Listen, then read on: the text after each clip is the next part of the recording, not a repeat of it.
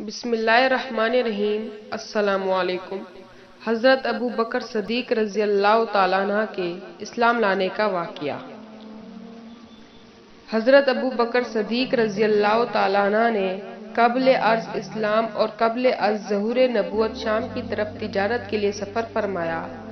شام سے قریب ایک خواب دیکھا جس کی تعبیر آپ نے بہرہ راہب سے معلوم کی۔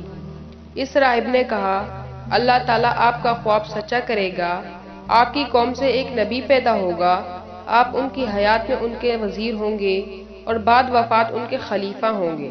اس خواب کو صدیق نے چھپایا، کسی سے ظاہر نہ کیا، یہاں تک کہ حضور اقدس صلی اللہ علیہ وسلم کو نبوت عطا ہوئی۔ اور اعلان نبوت سن کر حضرت ابوبکر صدیق رضی اللہ تعالیٰ عنہ حاضر ہوئے اور عرض کیا، اے محمد صلی اللہ علیہ وسلم، آپ نے جو دعویٰ فرمایا ہے اس کی دلیل کیا ہے؟ آپ صلی اللہ علیہ وسلم نے فرمایا، اس کی دلیل وہ خواب ہے جو تم نے شام میں دیکھا تھا۔ بس غلبہ خوشی سے حضرت ابوبکر صدیق رضی اللہ تعالیٰ عنہ نے حضور اقدس صلی اللہ علیہ وسلم سے معانقہ فرمایا اور آپ صلی اللہ علیہ وسلم کی پیشانی کا بوسہ فرمایا۔